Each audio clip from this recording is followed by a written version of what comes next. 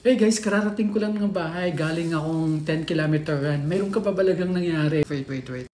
So ayun na nga. So nung pauwi na ako, may nadaanan ako nagbebenta ng balot. So bumili ako ng 2 balot. So ito yung balot na binili ko. Tapos pagdating ko ng bahay, nagpark ako sa harapan ng gate lang. Tapos sa harapan kasi ng gate, yung surface doon hindi pantay, kumbaga patagilid. Pagbaba ko ng sasakyan, medyo na lumuwag yung pagkahawak ko dito sa plastic. Nahulog yung isang balot. Doon ngayon, pagkahulog niya, medyo mabagal yung gulong niya. Tinry kong abutin, kaso hindi ko na naabot. So, pumunta siya sa ilalim ng sasakyan. Sabi ko, dadalhin ko muna yung mga gamit ko sa loob. So, dinala ko yung mga gamit ko sa loob, tapos lumabas ako agad. Tapos, ginamit ako ng flashlight ng cellphone. Yung sa ilalim ng sasakyan, parang kukunin ko sana yung isang balot. Pero wala na talaga, tapos inikot-ikot ko talaga sa paligid ng sasakyan.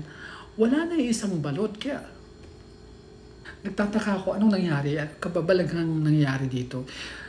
Pwede bang pusa? Kasi pusa, merong pusa dyan sa paligid, pero pagdating ko, wala namang pusa, clear eh, di ba?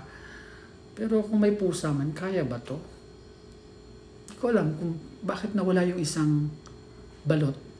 2 dapat to eh. Gusto ko bang kainin, no? Ewan ko. Pero, yun.